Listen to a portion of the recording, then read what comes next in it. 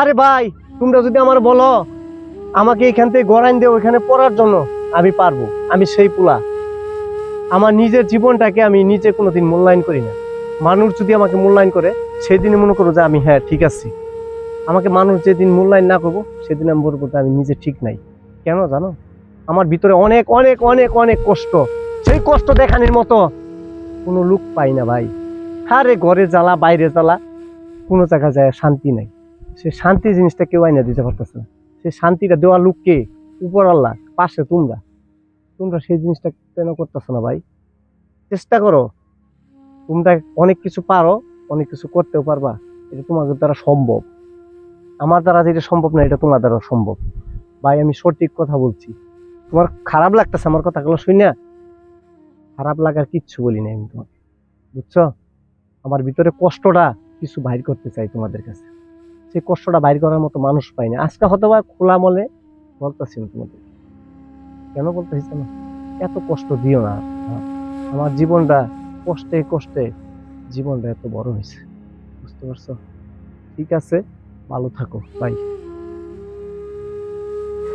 আরে এই মা, তোর ছেলেটাকে এই যে রেখে গেলি, তুই আর কখনো খোঁজ নিলি না?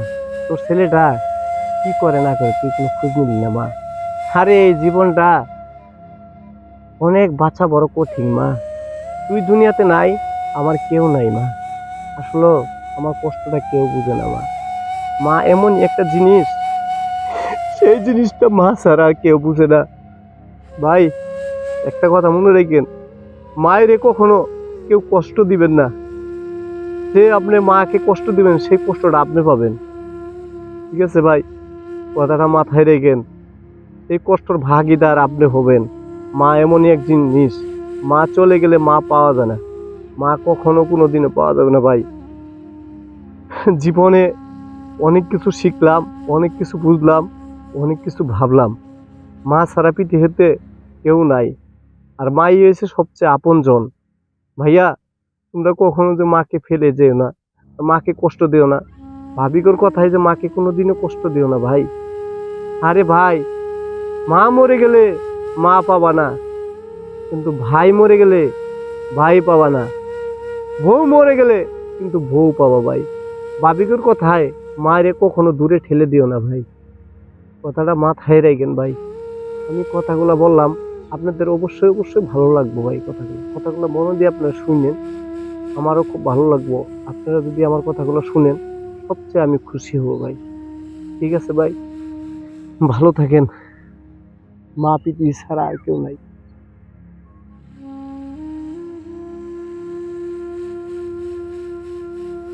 বাবা, তোমাকে আমি কখনো বলতে পারি নাই কতটা ভালোবাসি বাবা। আসলে এই পাগলটাকে বাবা তুমি ফেলে রেখে গেলা। আসলে এই পাগল তোমাকে অনেক অনেক ভালোবাসে বাবা। জীবনের চোখেও বেশি ভালোবাসে বাবা। সেই ভালোবাসাটা তুমি বাবা মূল্যায়ন করো বাবা। বাবা, পৃথিবীতে তুমি যেদিন থেকে নাই, সেদিন তো আমার আর কেউ নাই বাবা।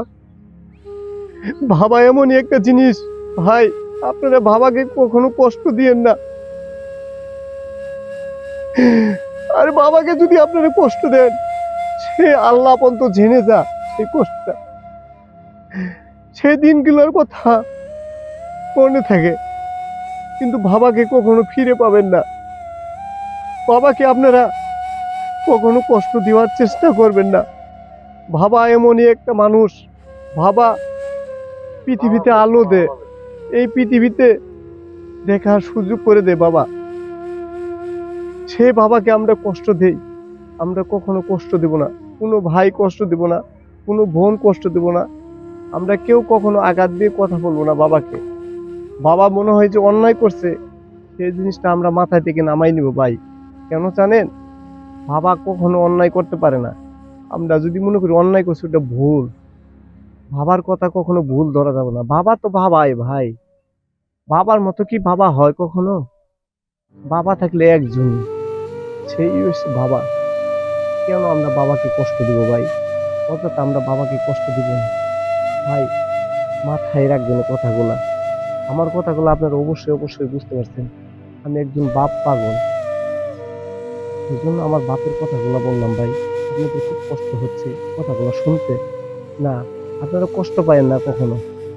কষ্ট জিনিসটা আমার কাছ থেকে নিয়েন না আপনি। সুখের ভাগিটা নিয়েন আপনি। বাবাকেও কষ্ট দিবেন না, আপনারাও কষ্ট নিবেন না। ঠিক আছে ভাই, ভালো থাকেন।